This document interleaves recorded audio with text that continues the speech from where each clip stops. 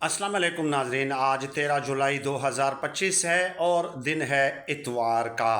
इमरान खान साहब ने जो एहतजाजी तहरीक का ऐलान किया है और 5 अगस्त के हवाले से जो कॉल दी है, उसमें बड़ी इम्पॉर्टेंट डेवलपमेंट सामने आई है।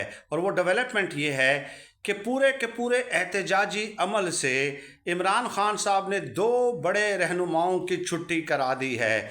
एक का नाम है जुनैद अकबर साहब। जुनैद अकबर साहब जब से आए हैं आपने देखा होगा कि तुंद व तेज़ बयानात देते हैं, सिर्फ बयानात पे उनका इक्तिफा है, इसके अलावा अमली तौर पे उनका कोई किरदार नज़र नहीं आ रहा।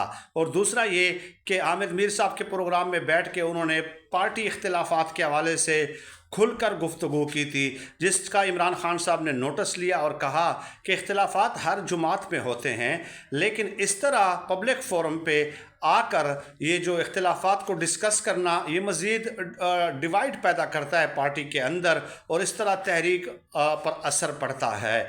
तो इमरान खान साहब ने जुनैद अकबर साहब को तो साइड पे कर दिया है, दूसरी तरफ उमर अयूब साहब की भी एहतजाजी तहरीक से छुट्टी करा दी है, क्योंकि उमर अयूब साहब के हवाले से मैं कल भी एक वीडियो में बता चुका हूँ कि जो परसों कोर कमेटी की मीटिंग हुई उसमें 82 में से 41 लोग शरीक थे।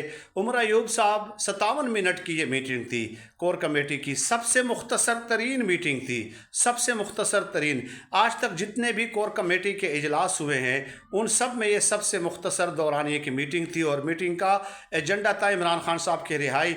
तो इससे आप अंदाज़ा लगा लें 57 मिनट में एहतजाजी तहरीक के हवाले से, लाया अमल के हवाले से, एहतजाज के हवाले से, 5 अगस्त की कॉल के हवाले से उमर अयूब साहब की ज़बान पर एक लफ्ज़ भी नहीं आया, क्योंकि उन्हें खौफ था कि कहीं ये बात बड़े घर तक पहुंच जाएगी। तो इमरान खान साहब ने उमर अयूब साहब की भी एहतजाजी तहरीक से छुट्टी करा दी है। अब दूसरी तरफ आज तहरीक इंसाफ की तरफ से प्रेस कॉन्फ्रेंस होनी है।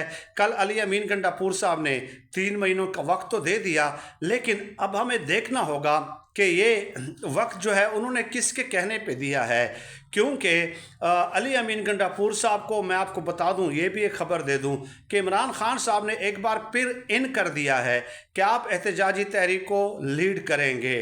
तो अगर इमरान खान साहब उसके ऊपर इतना ट्रस्ट कर रहे हैं तो मेरे ख्याल में हमें तो उनकी वफ़ादारी पे फिर सवाल उठाने की जो है वो नहीं होनी चाहिए, इख्तियार नहीं मिलना चाहिए, क्योंकि इमरान खान साहब अगर उन 2 रहनुमाओं को छुट्टी करा के फिर इंचार्ज बनाते हैं अली अमीन गंडापुर साहब को, तो आज की प्रेस कॉन्फ्रेंस में क्या ऐलान होता है, क्या लाए अमल शेयर होता है, लेट अस सी। कबल अज़ वक्त जो है मेरे ख्याल में पेशगोइयाँ नहीं करनी चाहिए।